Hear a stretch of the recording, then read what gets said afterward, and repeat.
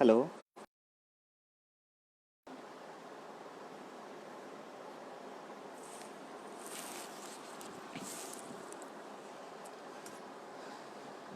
नमस्कार मित्रों। आप सबको मेरा आदाब। आज हम जी आज हम लोग यहाँ समकालीन जनमत के तत्वाधान में यहाँ मौजूद हुए हैं। और कुछ कविताएं मैं आप लोगों को सुनाना चाहता हूँ।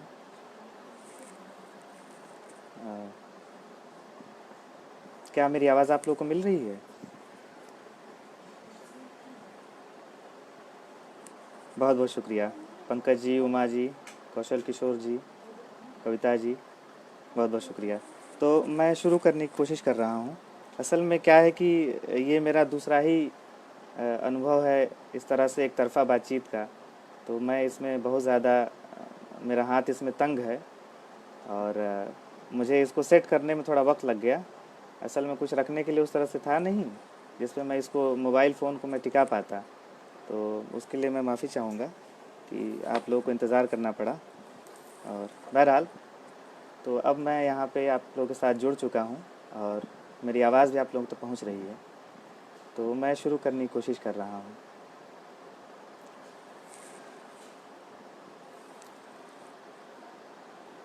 मित्रों, सबसे पहले मैं आपको जो कविता सुनाने जा रहा हूँ, इसको ज़रा सा म्यूट कर देना।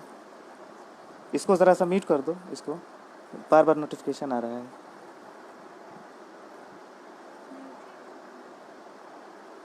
हाँ, क्षमा चाहूँगा मित्रों। ये एक कविता है। इसके कुछ बंद मैं सुना सुना रहा हूँ, कुछ छंद इसके। चिलमन चिलमन चाँद का दर्पण, चिलमन चिलमन चाँद का दर्पण, बरखा रुत है याद का चंदन। चिलमन चिलमन चाँद का दर्पण, बरखा रुत है याद का चंदन। जोबन की छब रूप उदासी, जोबन की छब रूप उदासी, सेज है कोमल कांटे का तन। तड़कन तड़कन गर्जन गर्जन, कंपन कंपन धड़कन धड़कन, हाथ घुमावे जोर से कंगन, हाथ घुमावे जोर से कंगन, भारी सांसें गीला दामन। मेरे आंगन खून की आवन, मेरे आंगन खून की आवन, कितना फाड़ूं अपना दामन। मेरे आंगन खून की आवन, कितना फाड़ूं अपना दामन। सड़कों गाँव नगरों शहरों, सड़कों गाँव नगरों शहरों, ये जन मेरे ये जन। और अंतिम छंद इसका है। चप्पा चप्पा बजता डंका, चप्पा चप्पा बजता डंका, निकसे हैं मेरे सारे जन। चप्पा चप्पा बजता डंका, निकसे हैं मेरे सारे जन। बिन सब झारे खप जाना क्या, बिन सब झारे खप जाना क्या, ऐसे कैसे रेमन रेमन, ऐसे कैसे रेमन। मित्रों, मेरी आवाज़ तो मिल रही है ना आप लोगों को? मैं कोशिश करता हूँ नरेश जी।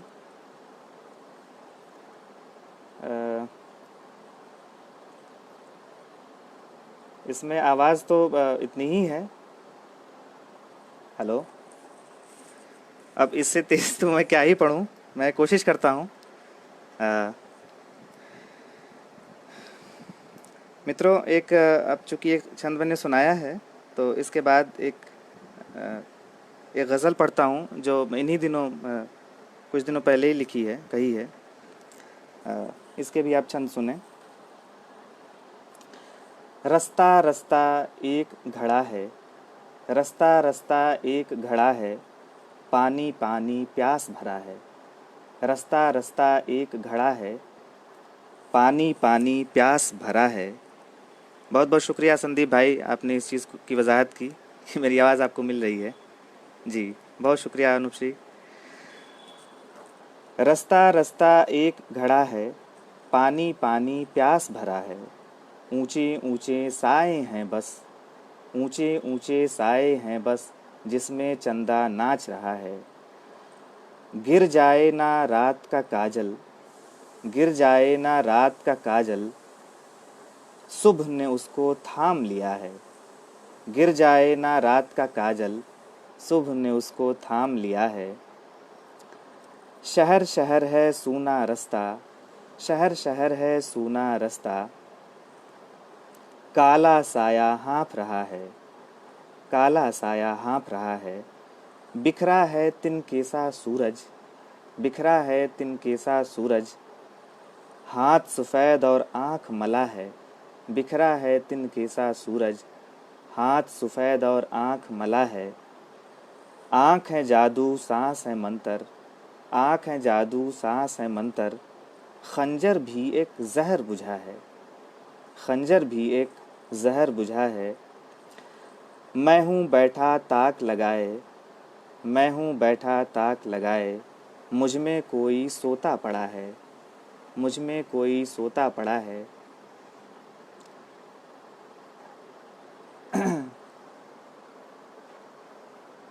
मित्रों ये एक मिनट,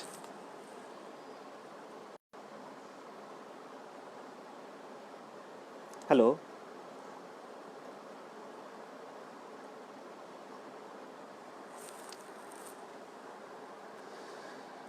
मित्रों, एक व्यवधान आ गया था इसमें। क्या मेरी आवाज़ आप लोग तक पहुंच रही है? कोई मित्र इसको कंफर्म करें। हेलो, क्या मेरी आवाज़ आप लोग तक मिल रही है?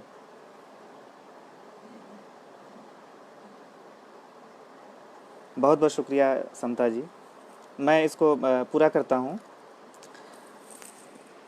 चमकीले हैं माहो अंजुम, चमकीले हैं माहो अंजुम, रास्ता रोके सांप खड़ा है। चमकीले हैं माहो अंजुम, रास्ता रोके सांप खड़ा है। लाल हैं सपने लाल हैं आंसू, लाल हैं सपने लाल हैं आंसू, धरती से आकाश मिला है, धरती से आकाश मिला है। और इसका आखिरी शेर, स्याह सफ़ेद तस्वीर सा गुलशन, स्याह सफ़ेद तस्वीर सा गुलशन, वहीं कहीं दरवेश मरा है, वहीं कहीं दरवेश मरा है। अब मैं ये कुछ कविताएं मित्रों मैंने इन दिनों कही थी। इसमें से एक कविता, एक दो कविताएं और मैं नहीं सुना करके फिर अपनी कुछ पुरानी कविताएं मैं शुरू करूंगा। लेकिन एक कविता जो मुझे बहुत ज़रूरी लग रही है, इसका नाम है, इसका शीर्षक है एक मुर्दा मज़दूर का बयान।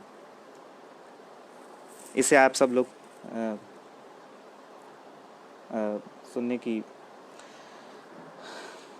मैं इसे शुरू करता हूँ।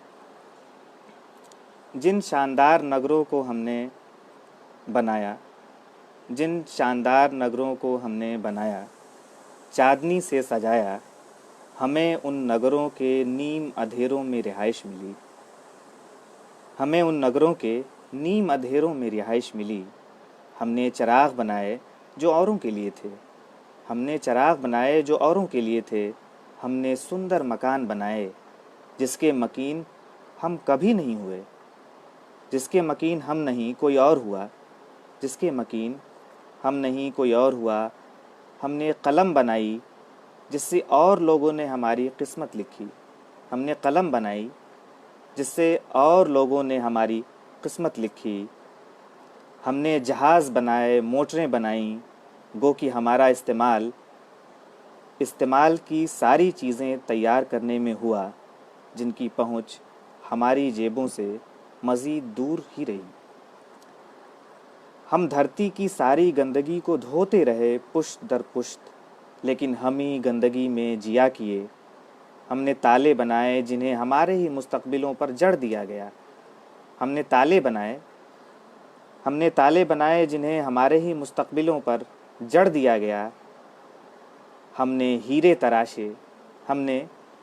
हीरे तराशे जो सिर्फ हाकिमों, अमीरों और सुल्तानों के लिए थे, जो सिर्फ हाकिमों, अमीरों और सुल्तानों के लिए थे। हमने कुएं खोदे, नहरें निकालीं जिनका पानी हम पर ही हराम हुआ। हमने सड़कें बनाई जिस पर माल असबाब की लदनी से कोठियां भरी गईं। हमने सड़कें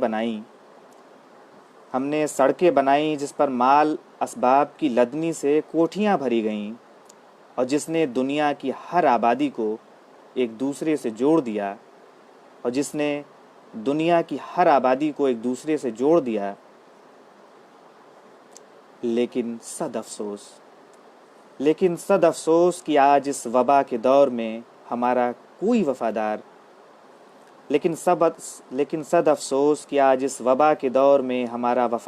कोई तो साबित ना हुआ। हवाओं ने भी नश्तर बनकर हमारे टूटे सीनों को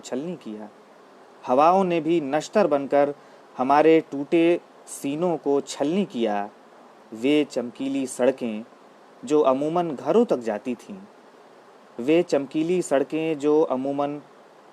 तक जाती थीं, हमें दर्दनाक मौत के हादसों तक ले गईं। मित्रों, ये कविता यहाँ पूरी होती है, और एक कविता इसमें से मैं और सुना दूं।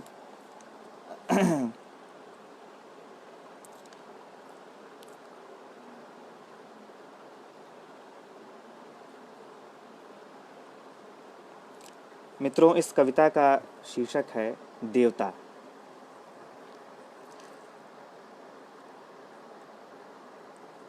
मैं इसे शुरू कर रहा हूँ।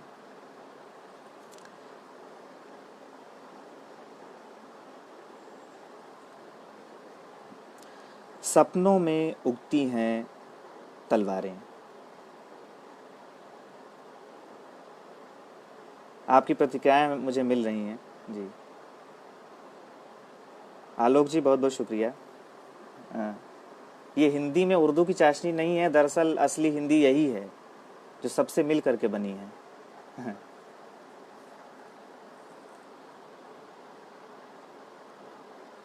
तो मैं इसे शुरू करता हूँ। देवता। सपनों में उगती हैं तलवारें, और तोपों के गरम दहाने आँच देते हैं। मैं अपनी टूटी हुई टांग या फूटी हुई आँख के दुखड़े नहीं रोता, बल्कि वक्त की लगाम खींचकर एड़ लगाता हूँ। कितनी ही लड़ाइयाँ जो पिछले ज़मानों में लड़ी गईं, और जिनका जिक्र तारीखदानों ने भी नहीं किया, उनका शोर मेरे सपने में क्यों रिसता है। ये रेलगाड़ी नहीं कि जिसकी चेन खींच कर रोक सकूं, या वो टोटी भी नहीं कि जिसकी कान उमेट कर पानी को बंद कर दूं। तो फिर ये क्या है जो मुसलसल चलता रहता है मेरे भीतर। मैं कितने हादसों के बोझ तले दबा हूँ। मैं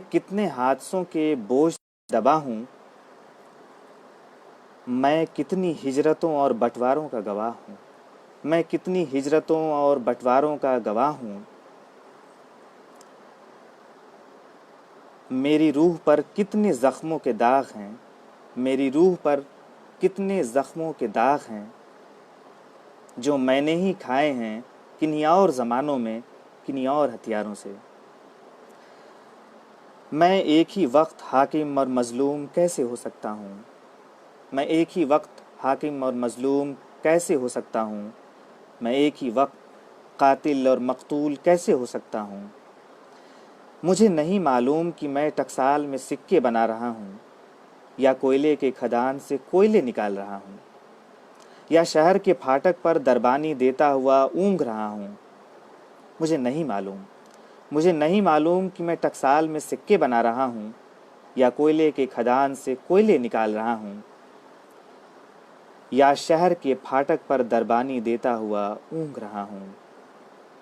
मैं इस बर्रे सगीर का सिसकता हुआ कौन सा राग हूँ मेरे मौला। मैं इस बर्रे सगीर का सिसकता हुआ कौन सा राग हूँ मेरे मौला, जो दिल्ली और लाहौर और काबुल और मुल्तान और पेशावर और कराची और ढाके तक खींचता है। मैं इस बर्रे सगीर का सिसकता हुआ कौन सा राग हूँ मेरे मौला, जो दिल्ली और लाहौर और काबुल और मुल्तान और पेशावर और कराची और ढाके तक खींचता है। मैं प्राचीन ऋषियों का शाप हूँ या मोहनजोदड़ों की राख। मैं प्राचीन ऋषियों का शाप हूँ या मोहनजोदड़ों की राख, जो सदियों से उड़ रही है। या कि हूँ मैं अधूरी बंदिश किसी उस्ताद की, या किसी अजन्मे राग की पीड़ा, या किसी अजन्मे राग की पीड़ा। मैं कितने दुखों का मदावा चाहता हूँ, मैं कितने दुखों का मदावा चाहता हूँ। मैं किस रफूगर की खोई हुई सुई हूँ, मैं किस रफूगर की खोई हुई सुई हूँ, जो नदियों पत्थरों और कराहों का पीछा करती है। मैं किसका पुत्र हूँ, मैं किसका पुत्र हूँ, किसकी हूँ मैं संतान, किसकी हूँ मैं अधबुनी चादर, किसकी हूँ मैं अधबुनी चादर, किस कलाकार की हूँ मैं अधूरी रचना।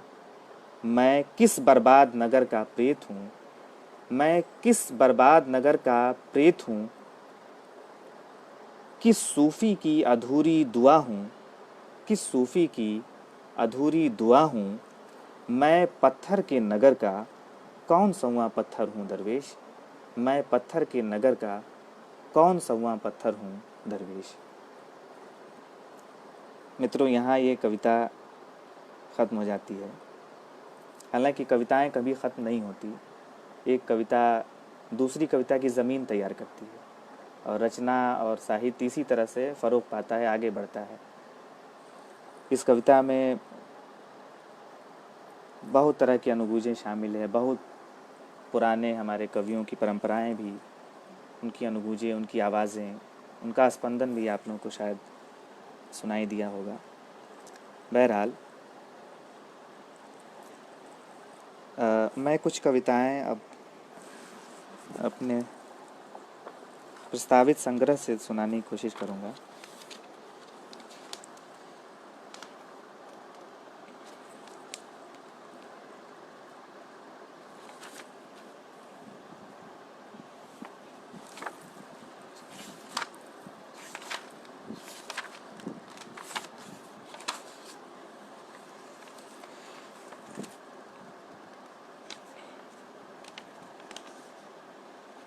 मित्रों, एक कविता है, हालांकि ये 4-5 बरस पहले लिखी गई थी, लेकिन ये जो सवाल इसमें आता है कि जो काव्य नायक है वो अपना घर ढूंढ रहा है, उसका घर कहीं खो गया है। वैसे तो इस समय हम सब लोग अपने घरों में कैद हैं, लेकिन दरअसल हमारा जो घर है वो कहीं छूट गया है। हमारा जो घर पे होने का जो बोध था वो ख़त्म हो रहा है धीरे धीरे, और हमें लग ही नहीं रहा है कि हम अपने घर पे हैं या अपने देश में हैं या अपनी ज़मीन पे हम लोग खड़े हैं या सांस ले रहे हैं। हम लोग अपने ही घरों से विस्थापित हो चुके हैं। भले ही हम लोग घर पे रह रहे हैं, ख़ास करके मध्य वर्ग तो भले ही घर पे रह रहा है, बाकी जो गरीब गुरबा का वर्ग है वो तो आप देख ही रहे हैं क्या उसकी स्थिति है और किस तरह से वो मारा मारा फिर रहा है। तो ये जो प्रश्न इस कविता में उठा था कि मेरा घर कहाँ है और मेरा घर जो खो गया है कहीं, तो मैं इसको पढ़ने की कोशिश करता हूँ। इस कविता का शीर्षक है, मैं बस अपना घर ढूंढ रहा हूँ। ये मेरा घर है, ये मेरा घर है, जहाँ रात के 2:30 बजे मैं खिड़की के करीब लैम्प की नीम रोशनी में बैठा कविता लिख रहा हूँ। ये मेरा घर है, जहाँ रात के 2:30 बजे मैं खिड़की के करीब लैम्प की नीम रोशनी में बैठा कविता लिख रहा हूँ। जहाँ पड़ोस में लछन बो अपने बच्चों को पीट कर सो रही है, और रामचंद्र अब बसखट पर उठंग चुका है। अपनी मेहरारू पतोहू को दिन भर द्वार पर उकड़ू बैठकर भद्दी गालियां देने के बाद, जहां बांस के सूखे पत्तों की खड़खड़ आवाज़ें आ रही हैं, जहां बांस के सूखे पत्तों की खड़खड़ आवाज़ें आ रही हैं, जहां एक कुतिया के फिकरने की आवाज़ दूर से आती सुनाई पड़ रही है, जहां पड़ोस के खंडहर होते मकान से भक्सावन सी गंध उठ रही है, जहां पड़ोस के खंडहर होते मकान से भक्सावन सी गंध उठ रही है, जहां अनार के झाड़ में फंसी पन्नी के फड़फड़ाने की आवाज़ रह रहकर सुनाई दे रही है, जहां पुआल के बोझों में कुछ कुछ हिलने का आभास हो रहा है, जहां बैलों के गले में बंधी घंटियां धीमे धीमे स्वर में बज रही हैं, जहां बकरियों के पेशाब की खराइन गंध आ रही है, जहां अब्बा के तेज खर्राटे रात की निबिड़ता में खलल पैदा कर रहे हैं, जहां माँ उबले आलू की तरह खटिया पर सुस्ता रही है, जहां बहनें सुंदर शहजादों के स्वप्न देख रही हैं। अचानक यह क्या चुटकियों में पूरा दृश्य बदल गया। मेरे पेट में तेज मरोड़ उठ रहा है और मेरी आंखें तेज रोशनी से चुधिया रही हैं। तोपों की गरजती आवाज़ों से मेरे घर की दीवारें थर्रा रही हैं और मेरे कान से खून बह रहा है। अब मेरा घर किसी फ़लस्तीन और सीरिया और इराक़ और अफ़गानिस्तान का कोई चौराहा बन चुका है, जहां हर मिनट एक बम फूट रहा है। अब आसमान से राख झड़ रही है, दृश्य बदल चुका है। लोबान की तेज गंध आ रही है। अब मेरा घर उन उदास बहनों की डहकती आवाज़ों और सिसकियों से भर चुका है, जिनके बेरोजगार भाई पिछले दंगों में मार दिए गए। मैं अपनी कुर्सी में धंसा देख रहा हूँ दृश्य को फिर बदलते हुए। क्या आप यकीन करेंगे, जंगलों से घिरा गांव, जहां स्वप्न और मीठी नींद को मजबूत बूटों ने हमेशा के लिए कुचल दिया है, जहां बलात्कृत स्त्रियों की चीखें भरी पड़ी हैं, जिन्हें भयानक जंगलों या बीहड़ वीरानों में नहीं बल्कि पुलिस स्टेशनों में नंगा किया गया। मेरा यकीन कीजिए, दृश्य फिर बदल चुका है। आइए मेरी बगल में खड़े होकर देखिए, उस पेड़ से एक किसान की लाश लटक रही है, जो कर्ज में गले तक डूब चुका था। उसके पांव में पिछली सदी की धूल अब तक चिपकी है, जिसे साफ देखा जा सकता है बिना मोटे चश्मों के। मेरा यकीन कीजिए, हर क्षण एक नया दृश्य उपस्थित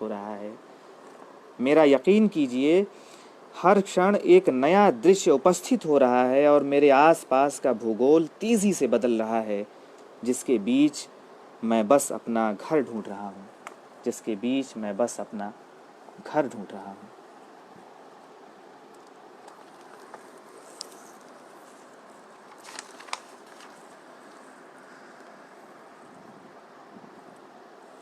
मित्रों, एक कविता है, इसका शीर्षक है शहर की सुबह। इसको भी मैं आप लोगों के सामने पेश करने की कोशिश कर रहा हूँ। इसमें सुबह के कुछ दृश्य हैं जो शहरों में अमूमन देखने को मिलते हैं, बड़े छोटे चाहे जैसे भी हों। शहर खुलता है रोज़ाना, किसी पुराने संदूक सा नहीं। शहर खुलता है रोज़ाना, किसी पुराने संदूक सा नहीं, किसी बच्चे की नरम मुट्ठियों सा नहीं, बल्कि वो तो खुलता है सूरज की असंख्य रोशन धारों से, जो शहर के बीचों बीच गोलंबरों पर गिरती हैं और फैल जाती हैं उन तारीक गलियों तक जहाँ तक जाने में एक शरीफ आदमी कतराता है, लेकिन जहाँ कुत्ते और सूअर बेधड़क घुसे चले जाते हैं। शहर खुलता है रोज़ाना, किसी पुराने संदूक सा नहीं, किसी बच्चे की नरम मुट्ठियों सा नहीं, बल्कि वो तो खुलता है सूरज की असंख्य रोशन धारों से, जो शहर के बीचों बीच गोलंबरों पर गिरती हैं और फैल जाती हैं उन तारीक गलियों तक, और फैल जाती हैं उन तारीक गलियों तक जहाँ तक जाने में एक शरीफ आदमी कतराता है, लेकिन जहाँ कुत्ते और सुअर बेधड़क घुसे चले जाते हैं। शहर खुलता है मज़दूरों की कतारों से, शहर खुलता है मज़दूरों की कतारों से, जो लेबर चौकों को आरास्ता करते हैं। शहर खुलता है एक शराबी की उनीदी आँखों में, नौकरी पेशा लड़कियों की धनक से खुलता है। शहर गाजे बाजे और लाल बत्तियों के परेडों से नहीं, बल्कि रिक्शे की ट्रिंग ट्रिंग और दूध के कनस्तरों की उठा पटक से खुलता है। शहर रेल यात्रियों के आगमन से खुलता है, उनकी आंखों में बसी थकान से खुलता है। शहर खुलता है खंडहरों में टपकी ओस से, शहर खुलता है खंडहरों में टपकी ओस से, जहाँ प्रेमी युगल पाते हैं थोड़ी सी शरण। शहर खुलता है गंदे सीवरों में उतरते आदमी नुमा मजदूर से, शहर खुलता है गंदे सुअरों में, शहर खुलता है, माफ़ कीजिएगा, शहर खुलता है गंदे सीवरों में उतरते आदमी नुमा मजदूर से। शहर भिकमंगों के कासे में खुलता है पहले सिक्के की खनक से, शहर भिकमंगे के कासे में खुलता है पहले सिक्के की खनक से। शहर खुलता है एक नए षड्यंत्र से, शहर खुलता है एक नए षड्यंत्र से, जो सफ़ेद पोशों की गुप्त बैठकों में आकार लेता है। शहर खुलता है एक मृतक से, शहर खुलता है एक मृतक से, जो इस लोकतंत्र में बेनाम लाश की तरह सड़क शहर के अधेरों में पड़ा होता है, जो इस लोकतंत्र में बेनाम लाश की तरह शहर के अधेरों में पड़ा होता है। मित्रों, मैं यहाँ पे अपने आप को थोड़ा रोक रहा हूँ। ये कविता हालांकि मुझे लगता है ये 2-4 साल पहले की लिखी गई है, लेकिन अगर इस कविता को मैं आज लिखता तो शायद इसे अंधेरे की जगह उजाला कर देता, क्योंकि अब लाशें जो है अंधेरों में नहीं दिखाई देती, अब वो उजालों में हैं, हमारे सामने हैं, और उनका खून भी हमारे दरवाज़ों के अंदर से घुस रहा है, हमारे कमरों के अंदर तक आ रहा है। तो अब ये ढकी छुपी बात नहीं है कि हत्याएं किस तरह होती हैं और किस तरह सत्ता प्रतिष्ठान जो है गरीबों को, मजलूमों को, और जो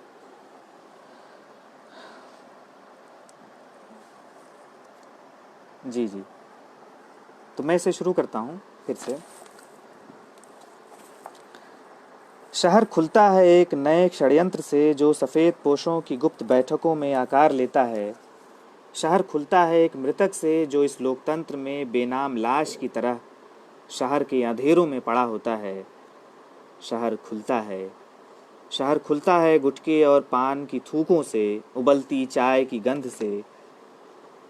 शहर खुलता है, शहर खुलता है कवि की धुएं से भरी आँखों में, जिसमें एक स्वप्न की चिता अभी अभी जलकर राख हुई होती है, अभी अभी जलकर राख हुई होती है।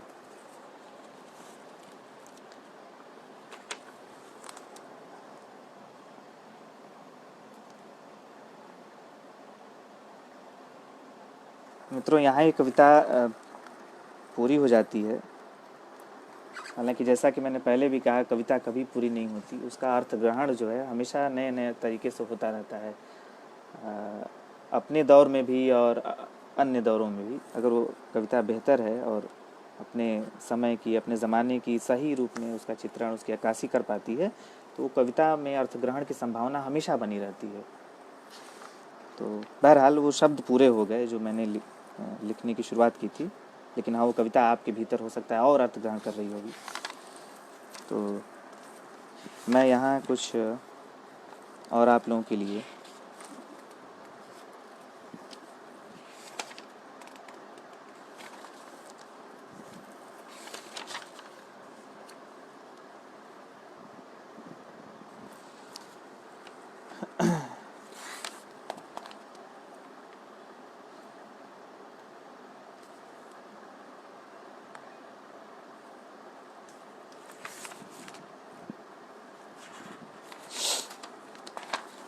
मित्रों, एक कविता है, ये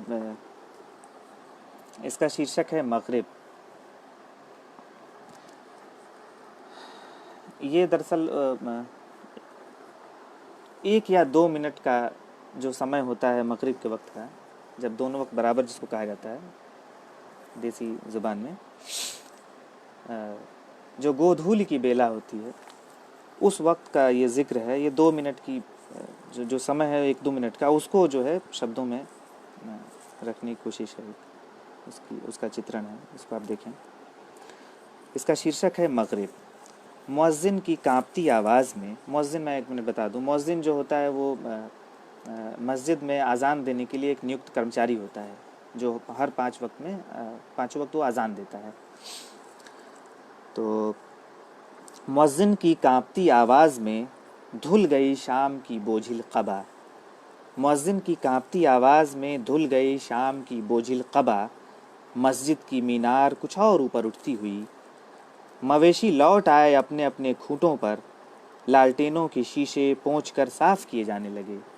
अब तो लालटेन देखे और ढूंढे नहीं मिलता होगा शायद, लेकिन जिन मित्रों को याद हो, आप लोगों से बहुत लोगों को याद होगा शायद बचपन में किस तरह से लालटेन के शीशे पोंछे जाते थे। मवेशी लौट आए अपने अपने खूंटों पर, लालटेनों के शीशे पोंछकर साफ़ किए जाने लगे। झुरझुर बहने लगी पुरवैया, झुरझुर बहने लगी पुरवैया, सिलवट से उठकर मसाले की गंध घर भर में फैल गई। सिलवट से उठकर मसाले की गंध घर भर में फैल गई। सूं सूं कर जलने लगी कुछ गीली लकड़ियाँ, सूं सूं कर जलने लगी कुछ गीली लकड़ियाँ, चूल्हों पर देगचियाँ चढ़ने लगीं और खदबद खदबद कुछ पकने लगा। मवेशियों के खूंटों से उठता धुआं पूरे माहौल में फैल गया, मवेशियों के खूंटों से उठता धुआं पूरे माहौल में फैल गया। रफ्तार ने ली एक झपकी, मगरिब की नमाज का वक्त हो चुका है। मित्रों, ये कविता थी। अब आपकी कुछ पसंद की कविताएं मैं चाहता हूँ सुना दूँ। आप मुझे बता सकते हैं जी। नमस्कार ममता जी। जी मैं कोशिश करता हूँ। प्रतिक्रिया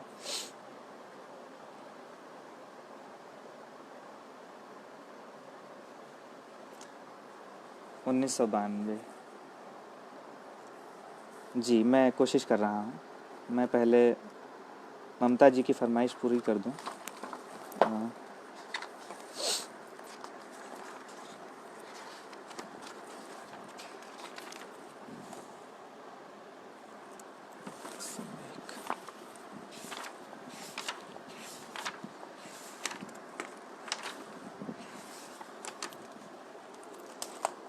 मित्रों, ये छोटी सी कविता है। इसका शीर्षक है प्रतिक्रियाएं आजकल।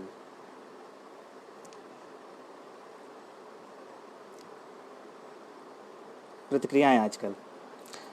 आजकल अजीब प्रतिक्रियाएं देने लगा हूँ, आजकल अजीब प्रतिक्रियाएं देने लगा हूँ, जबकि चाहता नहीं अपने लिए किसी भी चीज़ में कोई विशिष्टता। फिर भी जहाँ सब हंसते हैं ठठाकर वहाँ उदास हो जाता हूँ, जहाँ रोते हैं सब वहाँ चुप लगा जाता हूँ, जहाँ सब होते हैं प्रसन्न वहाँ अक्सर मर जाता हूँ। मेरा सामान्य व्यवहार इस लोकतंत्र में गड़बड़ा गया है। जी सर, मैं इसको शुरू करता हूँ। कई लोगों ने इस कविता के लिए कहा सन 1992। मैं इसे सन 1992। जब मैं पैदा हुआ अयोध्या में ढहाई जा चुकी थी एक कदीम मुगलिया मस्जिद। जब मैं पैदा हुआ अयोध्या में ढहाई जा चुकी थी एक कदीम मुगलिया मस्जिद, जिसका नाम बाबरी मस्जिद था। ये एक महान सदी के अंत की सबसे भयानक घटना थी। ये एक महान सदी के अंत की सबसे भयानक घटना थी। कहते हैं पहले मस्जिद का एक गुंबद थम की आवाज़ के साथ ज़मीन पर गिरा था, और फिर दूसरा, और फिर तीसरा, और फिर गिरने का जैसे अनवरत क्रम ही शुरू हो गया। पहले कीचड़ में सूरज गिरा, पहले कीचड़ में सूरज गिरा और मस्जिद की नींव से उठता गुबार और काले धुएं में लिपटा अंधकार पूरे मुल्क पर छाता चला गया।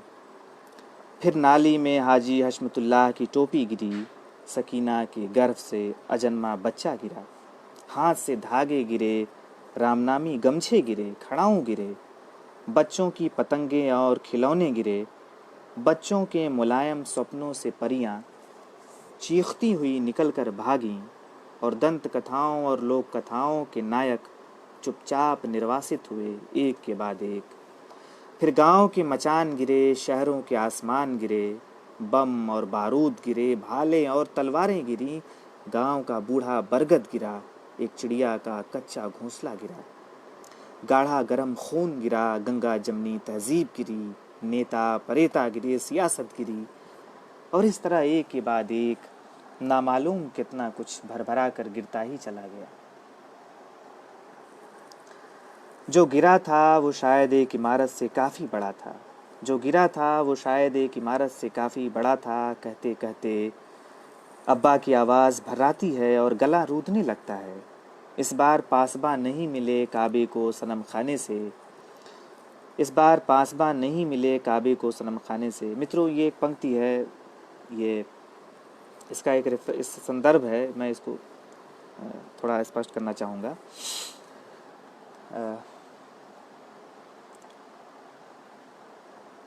अरब के इतिहास में एक ज़िक्र ये आता है, ख़ास करके कुरान में भी इसका ज़िक्र है, और वहाँ की लोक स्मृति में भी इस तरह की कहानी कि मक्का बहुत पुराने ज़माने से ही एक धार्मिक केंद्र रहा है। इस्लाम के आने से बहुत पहले से, लगभग सैकड़ों और हज़ारों सालों से रहा है, मक्का वहीं रहा है। तो वो सिर्फ धार्मिक केंद्र ही नहीं था, बल्कि वो सिल्क रूट के रास्ते पे भी वो पड़ता था। तो इसलिए मक्का की जो अहमियत थी पूरे अरब ममालिक में, पूरे अरब भूखंड में, वो शुरू से ही बहुत ज़्यादा थी। तो इसको लेकर के एक बार कशाकश इस तरह से हुई यमन के राजा में और वहाँ के लोगों में कि यमन का जो राजा था, उसका नाम मुझे अभी भूल रहा है, उसने कहा कि जो काबा मक्के में है उसको हम उखाड़ करके अपने यहाँ यमन में स्थापित करेंगे, और ताकि हमारे नगर की भी वही पूछ हो, वही महत्व हो, उसका धार्मिक महत्व उतना ही हो जितना कि मक्के का है। तो उस समय जो काबा की जो चाबियां थीं वो मोहम्मद साहब के पूर्वज जो थे उस समय के, संभवतः उनके जो दादा थे अब्दुल मुत्तलिब, तो उनके पास थी उसकी चाबियां। तो उन्होंने कहा कि देखिए, ये खुदा का घर है और खुदा ही इसकी रक्षा करेगा, मैं इसकी रक्षा क्यों करूं। तो लोगों ने कहा क्योंकि उसकी फ़ौज आ गई थी वहाँ तक, बहुत नज़दीक तक आ गई थी, अब हमला करने वाले थे वो लोग। तो बहरहाल तो उन्होंने मना कर दिया उसकी रक्षा से। तो बहुत लोगों ने कहा कि भाई ये आप क्या कर रहे हैं, ये तो गलत है, इस तरह से तो रक्षा ही नहीं हो पाएगी। तो उन्होंने कहा कि मुझे फ़िक्र की क्या ज़रूरत है, ये अल्लाह का घर है, वही रक्षा करेगा। तो बहरहाल उसके बाद होता क्या है कि कहानियों में आता है कि उसकी फ़ौज जो है, शायद उसका नाम अजदहा था, वो उसकी फ़ौज आती है और एक चिड़ियों का एक झुंड जो है आसमान में उड़ता हुआ दिखाई देता है, जो छोटी छोटी कंकरियाँ लेके आती हैं। वो अबाबील चिड़िया थी, जो शायद संभवतः सबसे छोटी चिड़िया मानी जाती है, सबसे छोटी, सबसे नाजुक और सबसे मासूम। उन चिड़ियों ने अपनी चोंच में छोटी छोटी कंकड़ियाँ जो है उन लोगों ने लाया, और उसकी फ़ौज जो थी हाथियों की सेना थी। चूँकि अरब हाथियों से कैसे लड़ पाते, वहाँ तो हाथी होती ही नहीं है, लेकिन शायद यमन में हाथी उस समय होते थे उस समय हाथी। तो वो हाथी जो है, हाथी की सेना लेकर के, उतनी बलिष्ठ सेना, उतनी बड़ी और उस तरह की सेना लेकर के वो मक्का को जीतने के लिए निकला था, वहाँ से काबा को स्थापित करने के लिए आया था। तो हुआ क्या कि वो अबाबील की जो झुंड था, उसने उन पे वर्षा की, उन कंकड़ियों की वर्षा की, और उससे क्या हुआ कि वो हाथी पिघल के पानी बन गया और गिर गया, मतलब कि उसकी सेना नष्ट भ्रष्ट हो गई। और इस तरह से तो ये जो जिक्र है, ये अल्लामा इकबाल की एक पंक्ति है कि तू ना मिट जाएगा ईरान के मिट जाने से, पासबा मिल गए काबे को सनम खाने से। सनम खाना कहते हैं, सनम कहते हैं बुतों को, पत्थरों को, सनम खाना मैंने मंदिर, पासबा कहते हैं दोस्त को। तो उनकी ही पंक्ति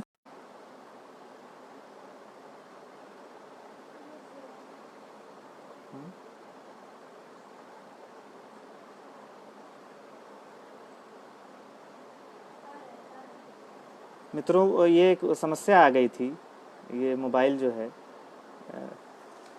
इसके ख़तरे भी अपने हैं, अपने तरह के। बहरहाल मैं इसको फिर से वो करता हूँ। जो गिरा था वो शायद एक इमारत से काफ़ी बड़ा था। कहते कहते अब्बा की आवाज़ भर्राती है और गला रूधने लगता है। इस बार पासबान नहीं मिले काबे को सनम खाने से, और एक सदियों से मुसलसल खड़ी मस्जिद, और एक सदियों से मुसलसल खड़ी मस्जिद देखते देखते मलबे का ढेर बनती चली गई। जिन्हें नाज है हिंद पर, हाँ उसी हिंद पर जिसकी सरजमी से मीरे अरब को ठंडी हवाएं आती थीं, वे कहाँ हैं? मैं उनसे पूछना चाहता हूँ कि और कितने सालों तक गिरती रहेगी ये नामुराद मस्जिद, जिसका नाम बाबरी मस्जिद है और जो मेरे गांव में नहीं बल्कि दूर अयोध्या में है। मेरे मुल्क के रहबरों और ज़िंदा बाशिंदों, बतलाओ मुझे कि वो क्या चीज़ है जो इस मुल्क के हर मुसलमान के भीतर एक खफीफ आवाज़ में न जाने कितने बरसों से मुसलसल गिर रही है, जिसके ध्वंस की आवाज़ अब सिर्फ स्वप्न में ही सुनाई देती है, जिसके ध्वंस की आवाज़ अब सिर्फ स्वप्न में ही सुनाई देती है।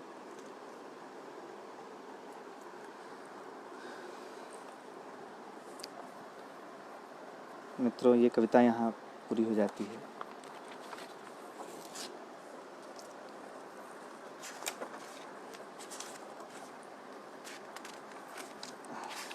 एक कविता की फरमाइश किन्हीं मित्रों में से, आप ही में से किसी ने किया था। इस कविता का शीर्षक है गमछा। ये भी पुरानी कविता ही है। मैं इसको पढ़ता हूँ। पिता जब कभी शहर को जाते माँ झट से अलमारी से गमछा निकालकर पिता के कंधों पर धर देती, जैसे अपनी शुभकामनाएं लपेट कर दे रही हो कि सकुशल घर लौट आना मुनहार होने से पहले। जब माँ अपने यौवन में ही ब्याह कर आई थी पिता के घर, तब भी शायद उसने अपने सारे सपनों को एक गमछे में लपेट कर पिता को सौंप दिया था। पिता जो दुनियादारी के कामों में अक्सर चूक जाते, गच्चा खा जाते, कई बार भूल जाते अपना चश्मा, अपनी कलम, दुकान की चाबी और तमाम चीज़ें, शायद उसी तरह माँ के सपनों की पोटली भी कहीं खो आए शहर जाते हुए किसी दिन। माँ जिसे मैंने टीवी और फिल्मों में दिखने वाली पत्नियों की तरह व्यवहार करते हुए कभी नहीं देखा, कभी कुछ खुलकर मांगते मनवाते नहीं देखा। माँ जो सिर्फ माँ ही थी, शायद पिता के लिए भी कभी न पूछ सकी पिता से कि वे कहाँ उसके सपनों की पोटली छोड़ आए।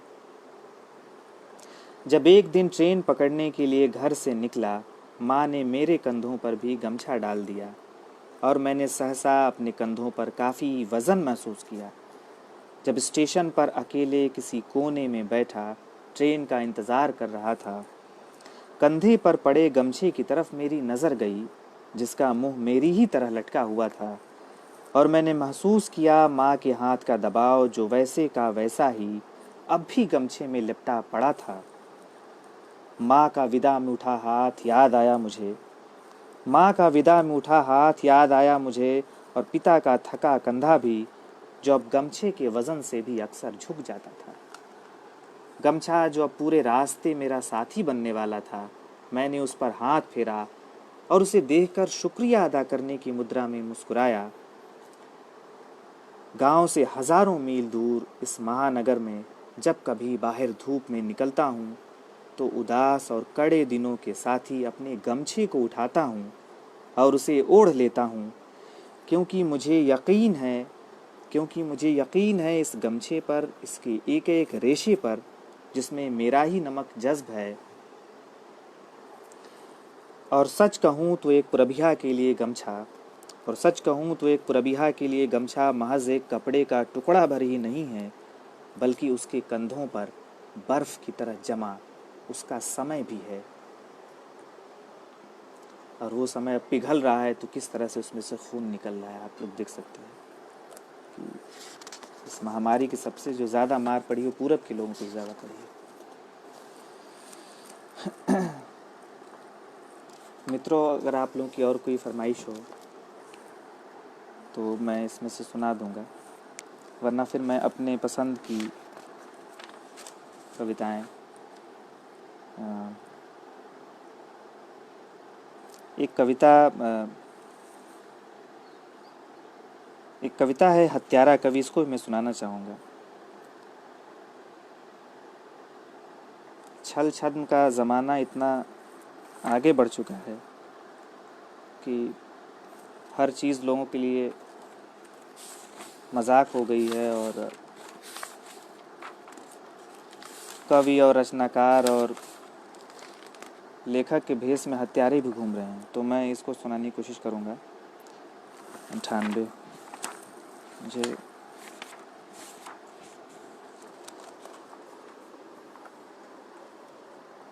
मित्रों, इसका शीर्षक है हत्यारा कवि। उसकी कविताएं मुझे चकित करती रहीं, उसकी कविताएं मुझे चकित करती रहीं।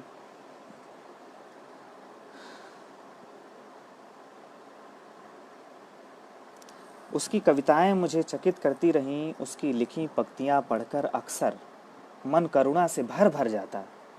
कैसे कहूँ कि उसकी कविताएं पढ़कर रोया हूँ बारहा, आधी रातों के सुनसान में। बहुत दिनों तक उसे उसकी कविताओं से ही जाना था। अचानक वो मिल गया किसी गोष्ठी में और उससे सीधे पहचान हुई।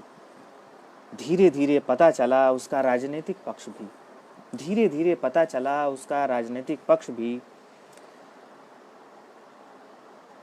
जो कि निस्संदेह हत्यारों की तरफ था। मेरे पांव से तो जमीन खिसक गई। विश्वास नहीं हुआ कि कैसे मेरा प्रिय कवि हत्यारों की ढाल बन सकता है।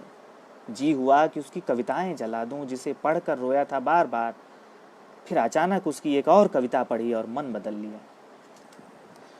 कोई कवि इतना अदाकार कैसे हो सकता है कविता में, कोई कवि इतना अदाकार कैसे हो सकता है कविता में। अब भी चकित हूँ, नोचूं हूँ घास, देखूं हूँ उसकी तस्वीर, उसका मासूम चेहरा जिस पर फैली है गुनगुनी धूप। सोचूं हूँ शायद वो कल मेरी हत्या करने मेरे गले पर छुरी रखे तो मैं उसका प्रतिरोध भी न कर पाऊँ। अजीब प्रेम है न उससे मुझे। उफ, शायद उसे कहूँ कि भाई मेरा गला काट के हाथ धो के ही जाना, अलमारी में मेरे कपड़े होंगे उन्हें पहन लेना। मुझे तुम्हारी कविताएं बहुत अच्छी लगती हैं, मुझे तुम्हारी कविताएं बहुत अच्छी लगती हैं।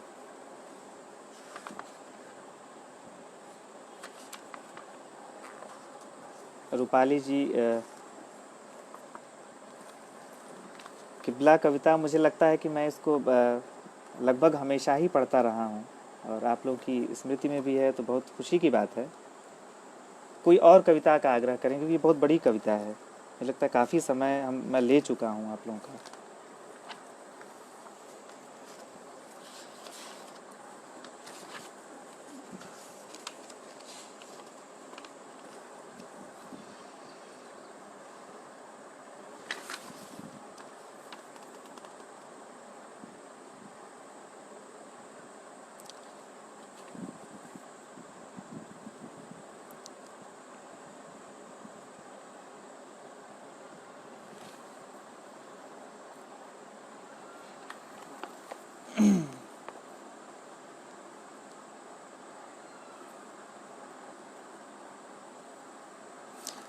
मित्रों, एक कविता है प्रथम मिलन। मैं जी कविता जी, मैं कोशिश कर रहा हूँ।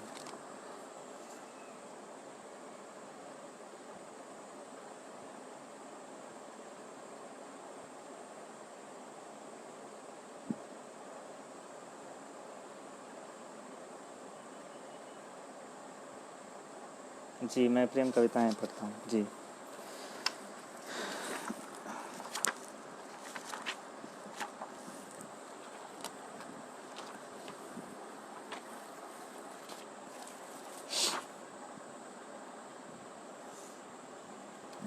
ये कविता है, इसका शीर्षक है प्रथम मिलन। एक दिन भाषा की चमकीली चप्पल उतार कर, एक दिन भाषा की चमकीली चप्पल उतार कर आऊँगा तुमसे मिलने, अपने प्रथम मिलन में मैं अधिक बोलने से परहेज़ करूँगा। अपने प्रथम मिलन में मैं अधिक बोलने से परहेज़ करूँगा और अपनी आत्मा का हर बोझ उतार कर तुमसे मिलना चाहूँगा। तुम्हारे मन के सांकल को हल्के हल्के खटखटाऊँगा। तुम्हारी देह भाषा को पढ़ने की बजाय सुनना ज़्यादा पसंद करूँगा। तुम भी वक्त लेकर आना मुझसे मिलने, तुम भी वक्त लेकर आना मुझसे मिलने। एक सदी की गूंज हूँ मैं, अपने एकांत में मुझे गूंजने का भरपूर अवसर देना तुम। अपने एकांत में मुझे गूंजने का भरपूर अवसर देना तुम। मैं तुमसे धीरे धीरे मिलूँगा, मैं तुमसे धीरे धीरे मिलूँगा। तुम्हारी हथेली से तुम्हारी आँखों तक का सफ़र तय करने में मैं एक सदी लगा देना चाहूँगा।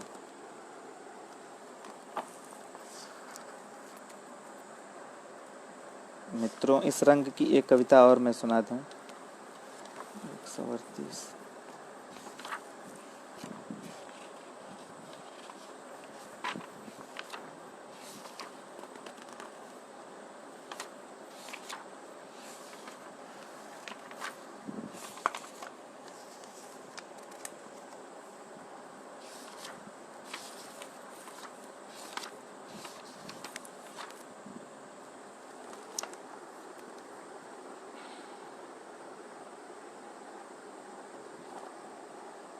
मित्रों, एक कविता है, इसका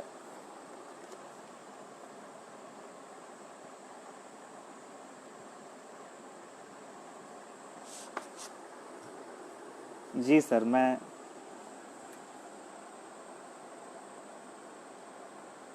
जी अब तो कविता पाठकों के बीच में है, अब आप लोग अपनी राय देने के लिए स्वतंत्र हैं। जी, बहुत बहुत शुक्रिया। मैं शुरू करता हूँ। इस कविता का शीर्षक है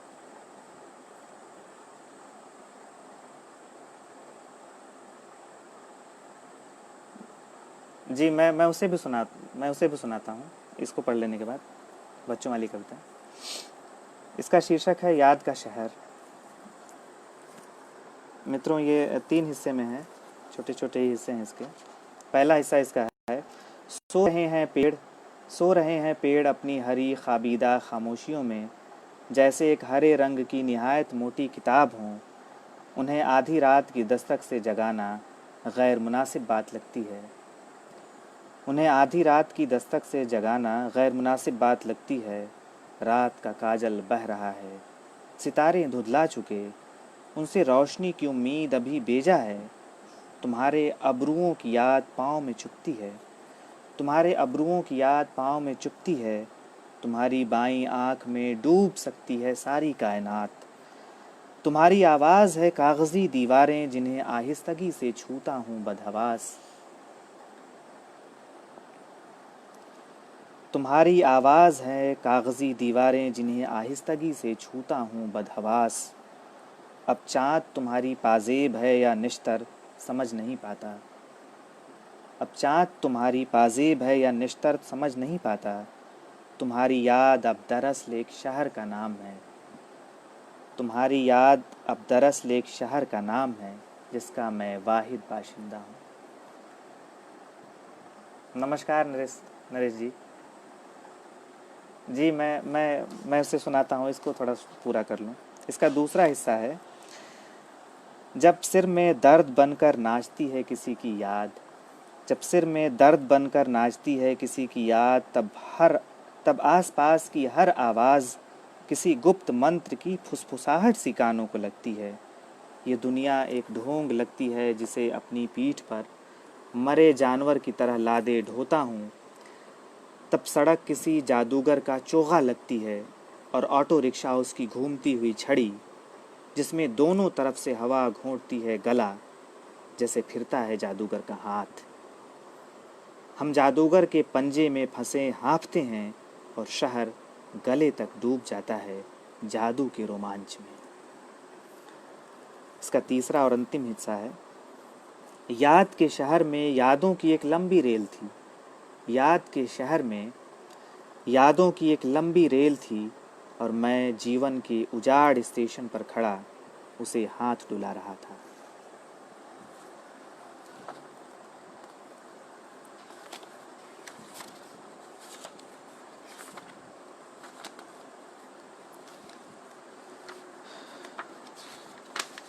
मित्रों, ये कविता मैं निकालने की कोशिश कर रहा हूँ।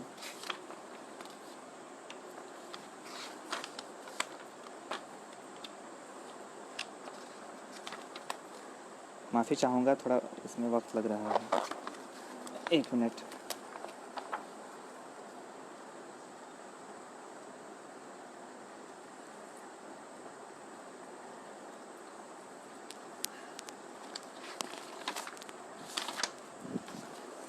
इस कविता का शीर्षक है मेरी दुनिया के तमाम बच्चे।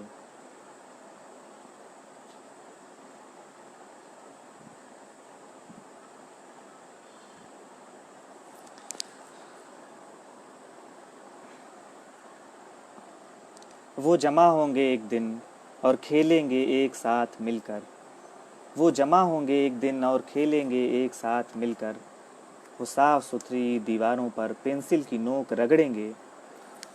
वो कुत्तों से बतियाएंगे और बकरियों से और हरे टिड्डों से और चींटियों से भी। वो जमा होंगे एक दिन और खेलेंगे एक साथ मिलकर। वो साफ सुथरी दीवारों पर पेंसिल की नोक रगड़ेंगे। वो कुत्तों से बतियाएंगे और बकरियों से और हरे टिड्डों से और चींटियों से भी। वो दौड़ेंगे बेतहाशा हवा और धूप की मुसलसल निगरानी में, और धरती धीरे धीरे और फैलती चली जाएगी। और धरती धीरे धीरे और फैलती चली जाएगी उनके पैरों के पास। देखना, देखना वो तुम्हारी टैंकों में बालू भर देंगे एक दिन। देखना वो तुम्हारी टैंकों में बालू भर देंगे एक दिन, और तुम्हारी बंदूकों को मिट्टी में गहरा दबा देंगे। वो सड़कों पर गड्ढे खोदेंगे और पानी भर देंगे, और पानियों में छपा छप लौटेंगे। वो प्यार करेंगे एक दिन उन सब से जिनसे तुमने उन्हें नफरत करना सिखाया है। वो तुम्हारी दीवारों में छेद कर देंगे एक दिन और आर पार देखने की कोशिश करेंगे। वो सहसा चीखेंगे और कहेंगे, देखो उस पार भी मौसम तो हमारे यहाँ जैसा ही है। वो हवा और धूप को अपने गालों के गिर्द महसूस करना चाहेंगे, और तुम उस दिन उन्हें नहीं रोक पाओगे। एक दिन तुम्हारे महफूज घरों से बच्चे बाहर निकल आएंगे और पेड़ों पे घोंसले बनाएंगे। उन्हें गिलहरियाँ काफ़ी पसंद हैं। वो उनके साथ ही बड़ा होना चाहेंगे। तुम देखोगे जब वो हर चीज़ उलट पुलट देंगे। तुम देखोगे जब वो हर चीज़ उलट पुलट देंगे उसे और सुंदर बनाने के लिए। एक दिन मेरी दुनिया के तमाम बच्चे चींटियों, कीटों, नदियों, पहाड़ों, समुद्रों और तमाम वनस्पतियों के साथ मिलकर धावा बोलेंगे, और तुम्हारी बनाई हर एक चीज़ को खिलौना बना देंगे। और तुम्हारी बनाई हर एक चीज़ को खिलौना बना देंगे।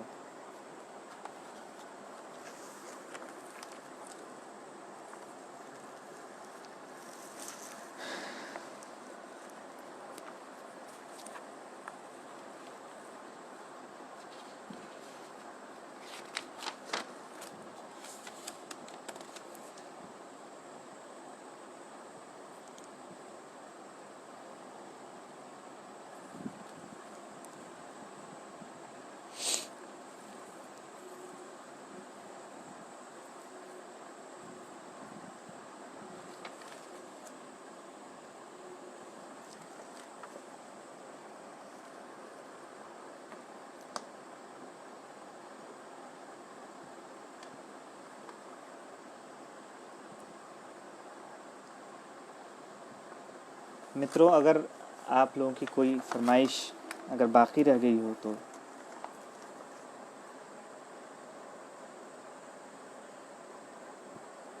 मुझे लगता है हम लोग समय बहुत ज़्यादा हमने ले लिया।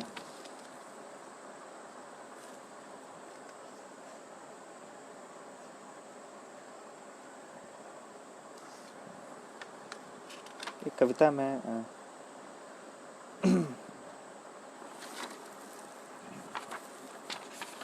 इस कविता का शीर्षक है, एक कविता और मैं सुनाता हूँ।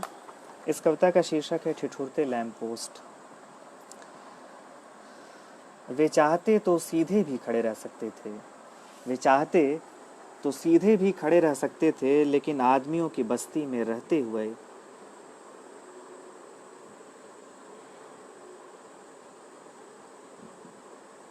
नमस्कार पंकज जी। जी मैं कोशिश करता हूँ। वे चाहते तो सीधे भी खड़े रह सकते थे, लेकिन आदमियों की बस्ती में रहते हुए उन्होंने सीख ली थी अतिशय विनम्रता और झुक गए थे सड़कों पर।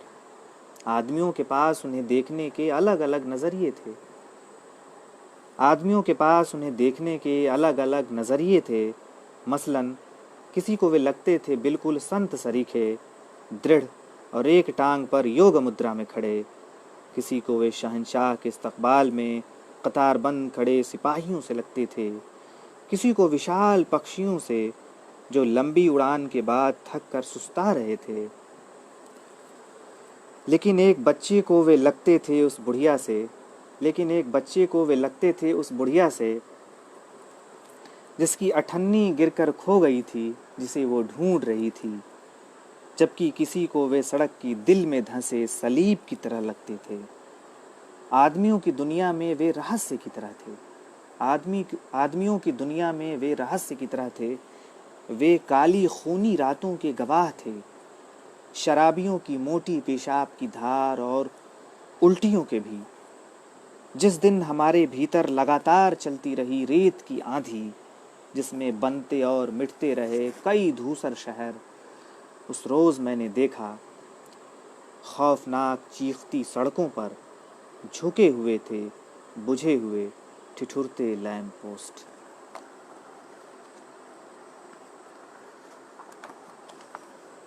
मित्रों, यहाँ ये पूरी हो जाती है। अब आपकी फरमाइशें मैं एक बार देख लेता हूँ।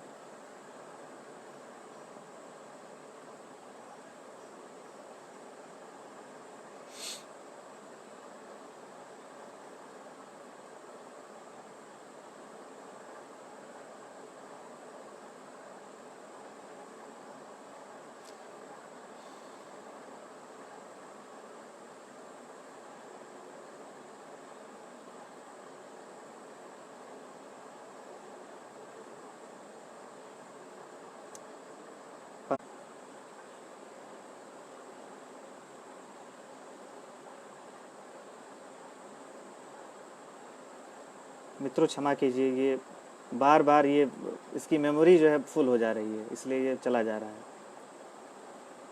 मैं पंकज जी की फरमाइश पूरी कर देता हूँ पहले।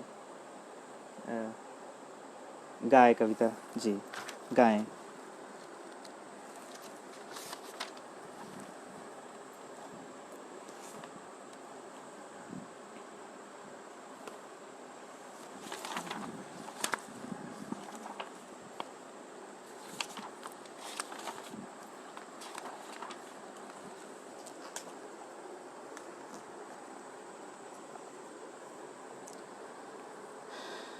मित्रों, इस कविता का शीर्षक है गायें।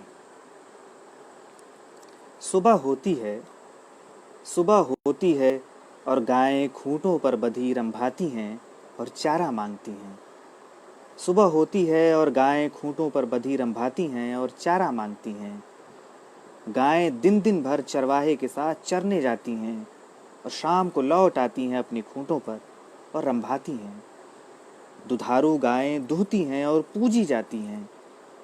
गायें मुंह उठाए देखती हैं रास्तों की तरफ, गायें मुंह उठाए देखती हैं रास्तों की तरफ। मनुष्यों को गुजरते हुए देखती हैं गायें। गायों ने देखा है कितने कितने मनुष्यों को कितनी कितनी बार गुजरते हुए।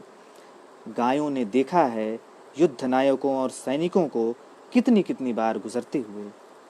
गायों की एक झपकी में समय का पूरा लश्कर गुजर जाता है चुपचाप। गायें सानी खाती हैं और मध्य प्रदेश में एक मुसलमान गोकशी के जुर्म में मार दिया जाता है। गायों के गले में बंधी घंटियां बजती हैं। गायें सुनती हैं राजस्थान में गोकशी के जुर्म में मारे गए एक मुसलमान के बारे में।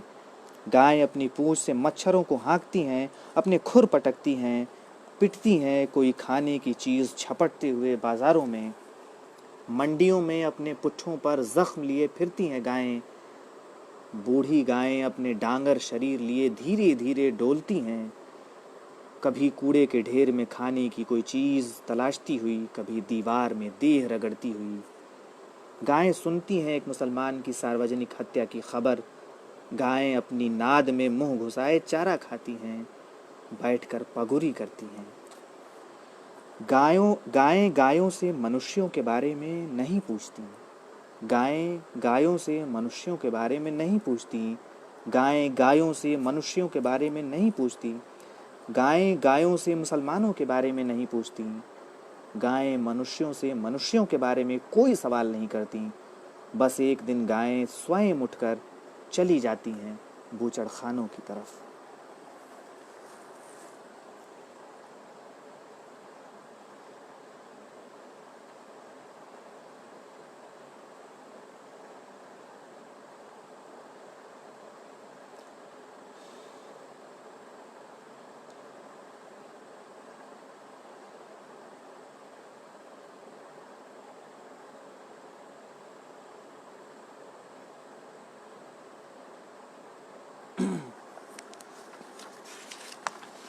मित्रों, अब तो बहुत कविताएं हमने सुना ली। अब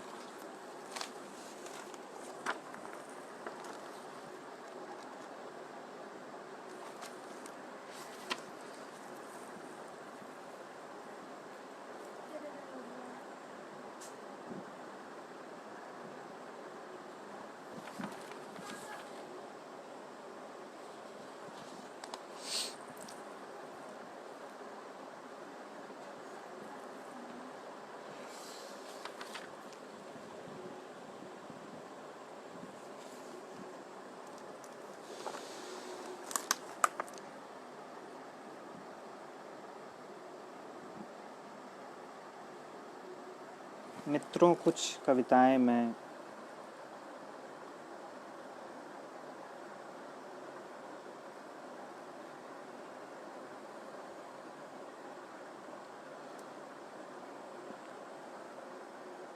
मित्रों, एक कविता है एक पेड़ का दुख।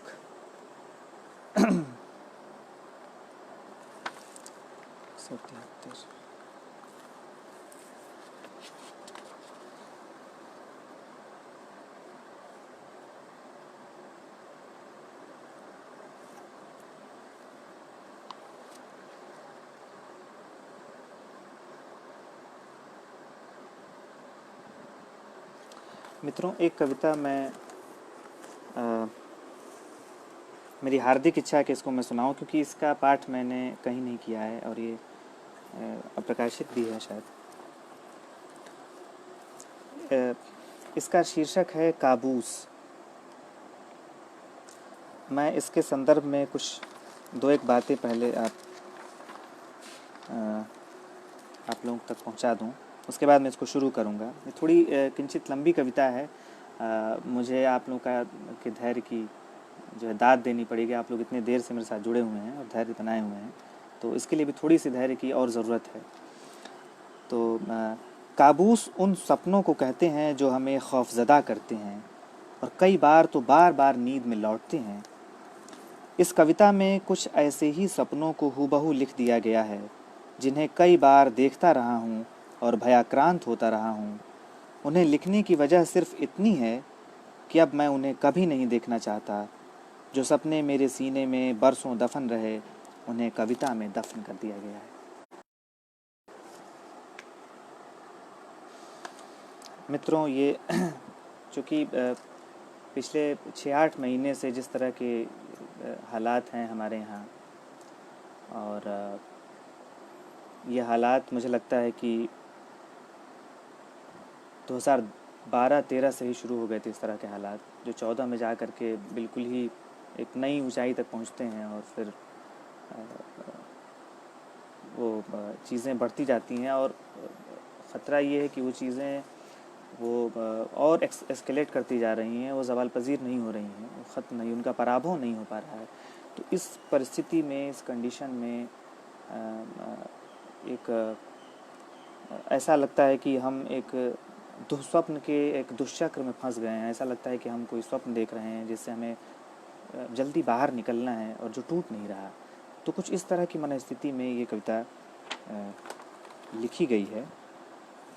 मैं इसके कुछ खंड, एक दो खंड मैं सुनाने की कोशिश करता हूँ। ये कविता शुरू होती है, मीर की एक प्रसिद्ध पंक्ति है, आगे किसू के क्या करे दस्ते तमा दराज। आगे किसू के क्या करे दस्ते तमा दराज, ये हाथ सो गया है सिरहाने धरे धरे।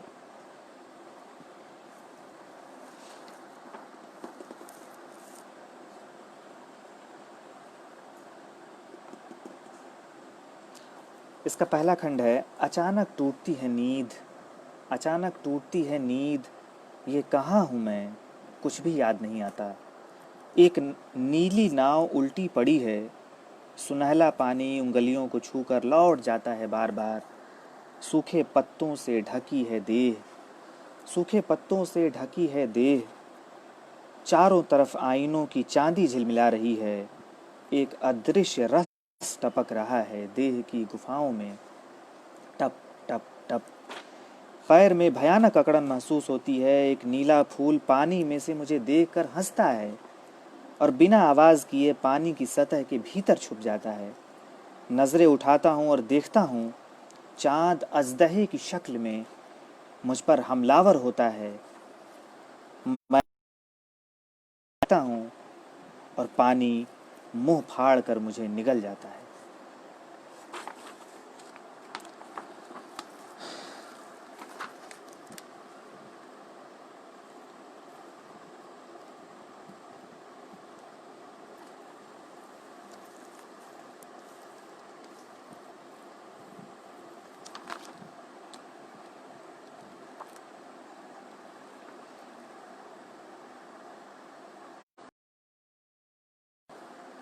इसका अगला खंड है, एक बहुत पुराने घर में खो गया हूँ, बाहर निकलने का रास्ता नहीं मिलता।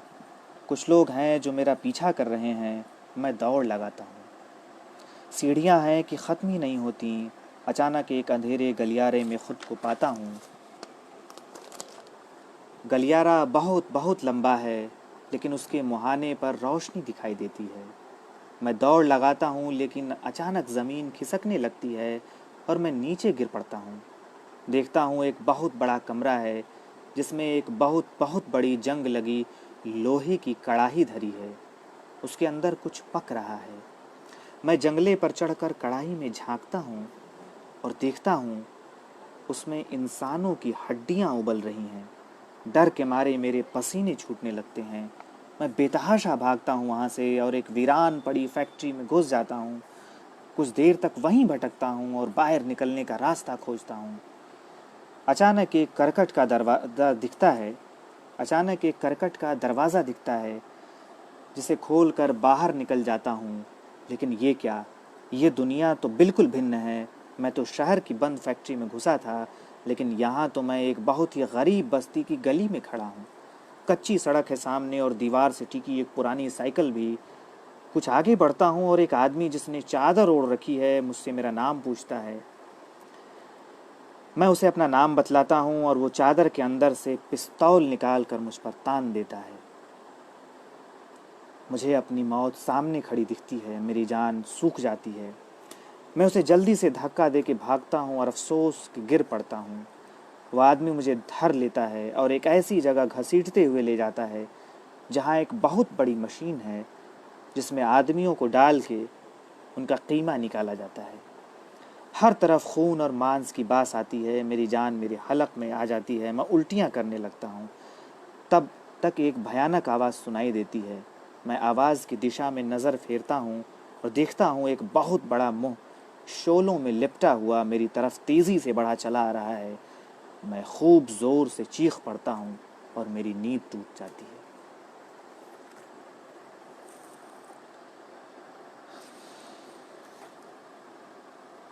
इसका अंतिम बंद आप देख लें, अंतिम इसका हिस्सा है। हालांकि और हिस्से हैं, लेकिन चूँकि ये बात बहुत लंबी हो जाएगी तो मैं इसको ख़त्म कर रहा हूँ। इसका अंतिम हिस्सा सुना के, ये छोटा सा है। दोपहर का समय, एक खुला सपाट मैदान और अनगिनती बाइक सवार कतार बंद, एक कैमरामैन और एक गंजा सेनाध्यक्ष जिसके सीटी बजाते ही शुरू होता है खेल और सारे बाइक सवार घुरघुराते हुए अपना इंजन सरपट भगाते हैं अपनी अपनी बाइकें। कुछ ही देर में उनकी बाइकें ज़मीन की सतह को छोड़ हवा में उड़ जाती हैं और आसमान में कलाबाजियों का करतब दिखाने लगती हैं।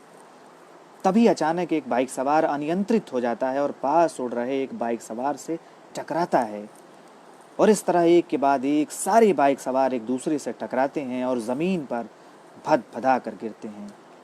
कुछ ही मिनटों में पट जाता है मैदान उनके फटे सिरों वाले शवों से। उनकी टोटर मोटरसाइकिलें घुरघुराती हैं और अगला पहिया घूमते घूमते रुक जाता है। खेल का मैदान अब मरघट में बदल चुका है। मैं भय, पीड़ा और रोमांच में चीखना चाहता हूँ, लेकिन आवाज़ है कि गले में ही घुट जाती है।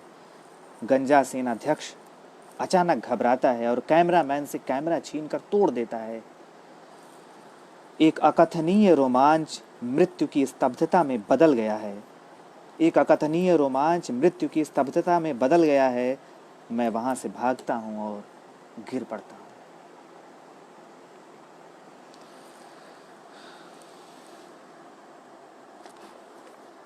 मित्रों, इसे मैं यहाँ रोक रहा हूँ क्योंकि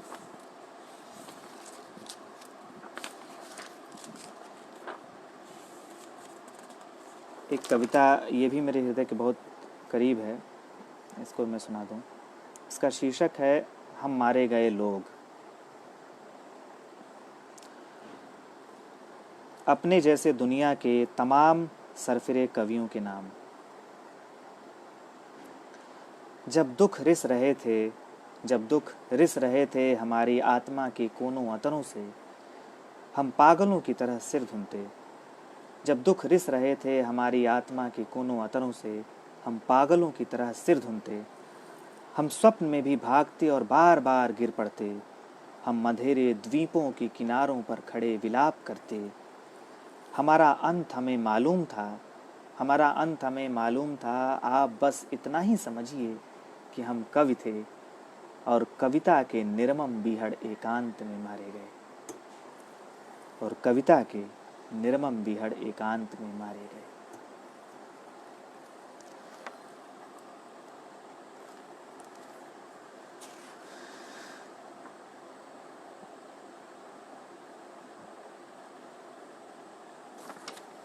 मित्रों, यहाँ ये कविता और मुझे लगता है कि ये कार्यक्रम भी अब अपने इख्तिताम की ओर ही है, क्योंकि बहुत ज़्यादा समय मैंने ले लिया है और लोभ इतना है कि मैं चाहता हूँ सभी सुना दूँ, लेकिन मुझे अपने आप को रोकना पड़ेगा। और आपकी मोहब्बत लगातार मिलती रही, अब तक आप लोग बने रहें मेरे साथ। मैं इसके लिए बहुत ही ज़्यादा शुक्रगुज़ार हूँ आप तमाम लोगों का। और जो भी इंतज़ामिया टीम है समकालीन जनमत की, और पंकज जी का भी और उमा जी का भी और तमाम लोगों का भी, जिन्होंने मुझे ये मौका फ़राहम किया कि मैं आप लोगों से मुखातिब हो सकूं और इस एक तरफ़ा संवाद में मैं शरीक हूं और अपनी कविताएं सुनाऊं आप लोगों के बीच में। तो बहुत अच्छा लगा। हालांकि इस तरह का अनुभव मेरा ये दूसरा ही है और कई बार तकनीक ने साथ नहीं दिया और कई बार कनेक्शन कटता रहा, और फिर भी हम लोग आपसे जुड़े रहे। बहुत अच्छा लगा। आशीष, जब सब ख़त्म हो गया तब आप पधारे हैं।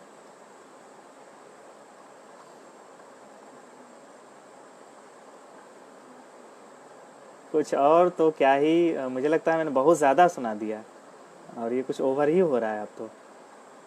एक दिन में इतना डोज ठीक नहीं है, हैं?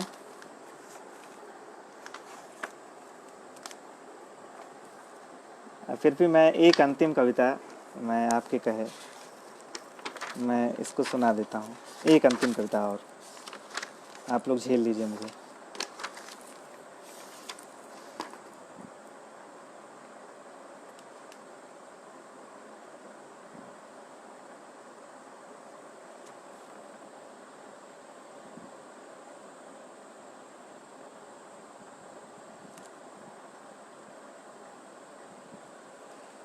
मित्रों, एक गीत है, अ,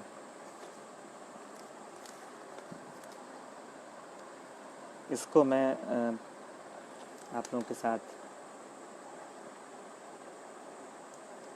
साझा करने जा रहा हूँ। अरे कोई बात नहीं।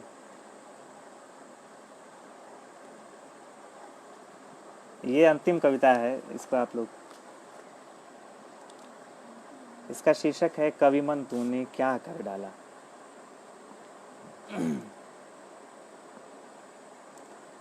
इसको मैं कोशिश करता हूँ कि मैं, मेरी अगर आवाज़ साथ दे और तरन्नुम भी, तो मैं इसे तरन्नुम में आप लोगों को सुनाऊँ। मैं कोशिश करता हूँ।